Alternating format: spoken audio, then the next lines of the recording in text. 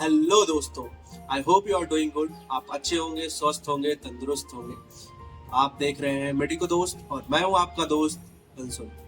आज मैं आपको बताने वाला हूं why I have chosen Bangladesh to pursue MBBS और why other student choose Bangladesh to pursue MBBS.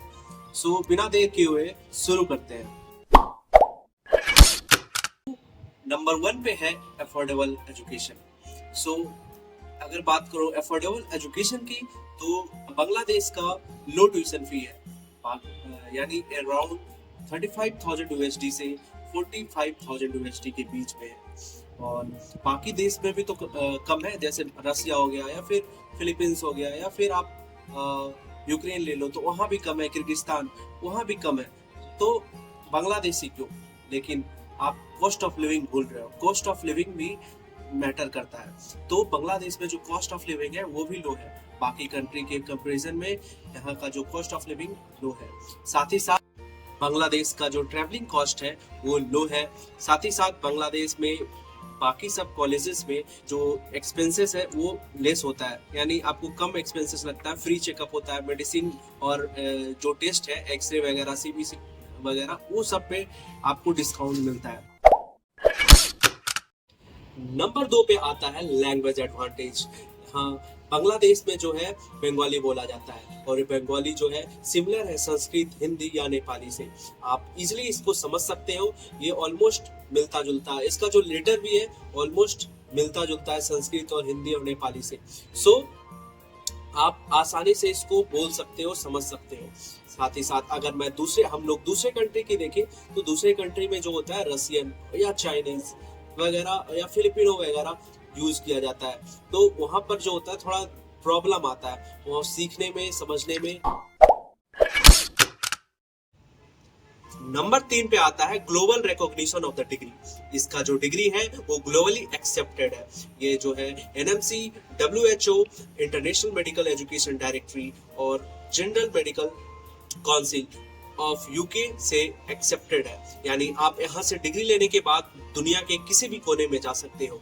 ऐसे हमारे कॉलेज से बहुत सारे ऐसे सीनियर्स हैं जो कि आज ऑस्ट्रेलिया, लंदन और हार्वर्ड में पढ़ रहे हैं और साथ ही साथ वहाँ पर जॉब भी कर रहे हैं। नंबर 4 पे आता है क्वालिटी एजुकेशन। ये जो है ग्लोबली रिकॉग्नाइज्ड करिकुलम है इसका, यानी पूरे देश में, ये पूरे कंट्री में ये इसका जो सिलेबस है वो रिकॉग्नाइज्ड है। आप कोई भी कंट्री चले जाओ वहाँ पर आपका ये रिकॉग्नाइज्ड होगा। आप खासकर आप नेपाल और इंडिया का देख लो, ये जो इसका जो सिलेबस है ऑलमोस्ट सिमिलर है वो दोनों कंट्री से और बाकी कंट्री से भी। जो यहाँ का जो मोस्ट ऑफ द बुक्स है वो इंडियन राइटर्स के बुक्स है। जैसे आप देख लो केडी त्रिपाठी भी देख सकते हो, फार्माकोलॉजी का जो आता है केडी त्रिपाठी है, और एनाटॉमी का बीडी चौरसिया है, या फिर आप फॉरेंसिक मेडिसिन ही ले लो उसका रेड्डी है, या फिर आप ऑप्स या फिर गायनी में लो तो उसमें आपका डीसी दत्ता चलता है। तो ऐसे बहुत सारे बुक्स हैं जो इंडियन बुक्स हैं जो यहाँ पर चलते हैं। इसीलिए इसका एफएमजी रेशियो या फिर एनएमसी जो रेशियो है, पासिंग रेशियो, वो हाई है as compared to the other countries. 5 पे आता है सिमिलर डिजीज पैटर्न। यहाँ का जो ये बेसिकली जो बांग्लादेश है वो साउथ एशिया में आता है, यानी सेम ट्रॉपिकल और सब ट्रॉपिकल रीजन में आता है। और इसी के कारण से जो यहाँ का जो डिजीज है वो ऑलमोस्ट सिमिलर है इंडिया से। जैसे आप ले लो vector borne disease. Vector borne disease में आता है आपका डेंगू, चिकनगुनिया, और जैसे आप रेस्पिरेटरी डिजीज ले लो जैसे ट्यूबरकुलोसिस, वाटर बॉर्न डिजीज भी ले सकते हो जैसे टाइफाइड वगैरह, कोलेरा। ये सब जो है डिजीज सिमिलर है as compared to the India और नेपाल। साथ ही साथ अगर आप दूसरे कंट्री जाते हो तो वहाँ पर थोड़ा क्लाइमेट वगैरह चेंज होता है, वेदर चेंज होता है, जिसकी वजह से आपका वहाँ डिजीज थोड़ा डिफरेंट होता है, इसलिए वहाँ डिफरेंट पढ़ाया जाता है as compared to these countries और बांग्लादेश। नंबर 6 पे आता है स्ट्रॉन्ग क्लिनिकल एक्सपोजर। यहाँ जो पॉपुलेशन है वो बहुत ही ज़्यादा है। साथ ही साथ एरिया भी इसका एरिया कम होने की वजह से और पॉपुलेशन ज़्यादा होने की वजह से, यानी डेंसिटी ज़्यादा होने की वजह से, डेंसिटी ऑफ पॉपुलेशन, जिसकी वजह से यहाँ का जो क्लिनिकल एक्सपोजर है बहुत अच्छा है। आपको हर हॉस्पिटल में अच्छे नंबर ऑफ पेशेंट्स और पेशेंट्स फ्लो मिलेंगे, इसलिए आपको क्लिनिकल एक्सपोजर अच्छा होता है। बाकी जगहों पर क्या होता है कि वहाँ पर जो क्लिनिकल एक्सपोजर होता है वो थोड़ा कम होता है क्योंकि वहाँ पर डेंसिटी कम होता है, और इसीलिए ये बांग्लादेश जो है क्लिनिकल एक्सपोजर के मामले में बढ़िया है। नंबर 7 पे आता है better passing percentage in MCI and FMC. यहाँ का जो एफएमजी पासिंग रेशियो है बहुत अच्छा है।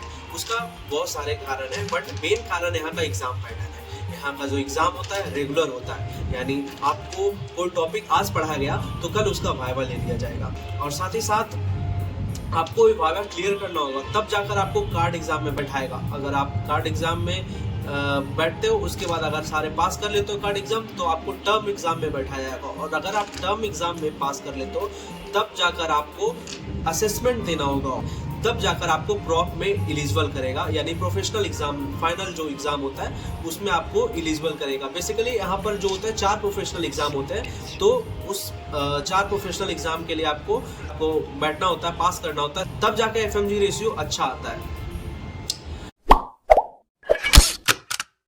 नंबर 8 पे आता है proximity to the home country, यानी इंडिया और बांग्लादेश का बॉर्डर ज्योग्राफिकली क्लोज है, जिसके वजह से बांग्लादेश से इंडिया जाना आसानी हो जाता है, और जो फ्लाइट का कॉस्ट या फिर ट्रांसपोर्टेशन जो कॉस्ट है वो कम पड़ता है।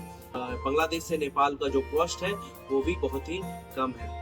अब यहाँ का जो ट्रांसपोर्टेशन सिस्टम बेसिकली 3 है, आप ट्रेन, बस और फ्लाइट तीनों चीज से जा सकते हो।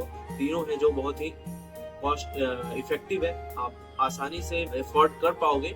और बात करूँ ट्रेन की, तो आप ट्रेन से भी जा सकते हो, ढाका से आप कोलकाता के लिए। अगर बस की बात करें तो अलग अलग बॉर्डर्स हैं, सिलीगुड़ी के पास भी है बॉर्डर, और अगर बात करें पेट्रापोल, साथी दर्शना बॉर्डर भी है, तो डिफरेंट बॉर्डर्स हैं, आप वहां से आप बस से जा सकते हो। साथ ही फ्लाइट तो आप चूज कर ही सकते हो, फ्लाइट बेसिकली फ्लाइट से आप कोलकाता, दिल्ली या फिर मुंबई जा सकते हो। लेकिन अगर आप दूसरे कंट्री में पढ़ रहे हो तो वहां पर प्राइस जो होगा वो ज्यादा होगा as compared to Bangladesh. Number 9 पे आता है कल्चरल एंड हिस्टोरिकल रिचनेस। आज बांग्लादेश और इंडिया अलग जरूर हो गए हैं, लेकिन एक टाइम पर ये दोनों एक ही थे, और जिस कारण से इनका जो कल्चर है वो सिमिलर है। यहाँ पर दिवाली, दशहरा, ईद और मुहर्रम के लिए छुट्टियां मिलती हैं, ठीक ही जैसे कि इंडिया में मिलती है। तो आपको ऐसा फील नहीं होगा कि आप कोई दूसरे कंट्री में पढ़ रहे हो। नंबर 10 पे आता है वेदर एंड क्लाइमेट। वेदर और क्लाइमेट की बात करें तो दोनों है जो सेम ट्रॉपिकल रीजन में आता है और सब ट्रॉपिकल रीजन में आता है, जिसके वजह से दोनों का क्लाइमेट और वेदर सिमिलर है, तो आपको वेदर में कोई ज्यादा दिक्कत नहीं आएगी। तो ये कारण था बांग्लादेश चूज करने का। मैंने दूसरा कंट्री क्यों नहीं चूज किया, जैसे कि चाइना, यूक्रेन, रसिया, फिलीपींस या वेस्टर्न कंट्रीज। अगर मैं चाइना की बात करूं, वहाँ के लैंग्वेज के बैरियर की वजह से मैंने चूज नहीं किया। मैंने यूक्रेन और रसिया इसलिए चूज नहीं किया क्योंकि वहाँ पर हार्श क्लाइमेट है, थोड़ा कोल्ड है, और मुझे कोल्ड से थोड़ा एलर्जी है, जिसकी वजह से मैं यूक्रेन या रसिया नहीं चूज किया। और अगर फिलीपींस की बात करूँ तो फिलीपींस में आपको एमबीबीएस करने से पहले बीएस प्रोग्राम वगैरह करना पड़ता है, तो वो कारण से मैंने वहाँ चूज नहीं किया। और वेस्टर्न कंट्रीज की बात करो तो ही बात अलग है, क्योंकि वहाँ पर जो कॉस्ट है वो बहुत ही हाई है, और हाई कॉस्ट होने की वजह से मैंने वेस्टर्न कंट्रीज नहीं चूज किया। What are the demerits of Bangladesh? मैंने मेरिट्स तो बता दिए, अब डिमेरिट्स की बात करूं मैं तो यहाँ पर जो शेड्यूल है स्टूडेंट्स का वो बहुत ज्यादा हेक्टिक है, खासकर इसके एग्जाम पैटर्न की वजह से। दूसरा कारण है यहाँ पर थोड़ा सा गंदगी यहाँ ज्यादा है as compared to other countries. तो ये कुछ रीजन था मेरा बांग्लादेश चूज करने का। आगे के वीडियो में मैं शेयर करूंगा कि बाकियों का क्या रीजन है बांग्लादेश चूज करने का। अगर आपको यहाँ एडमिशन से रिलेटेड या फिर बांग्लादेश में कोई भी कॉलेज चूज करने से रिलेटेड कोई प्रॉब्लम आ रहा है, तो आप हमारे दिए गए नंबर पर व्हाट्सएप कर सकते हो, या फिर दिए गए इंस्टा आईडी पर आप डीएम कर सकते हो। साथ ही साथ अगर आप इस चैनल पे नए हो तो सब्सक्राइब करो, लाइक करो और शेयर करो।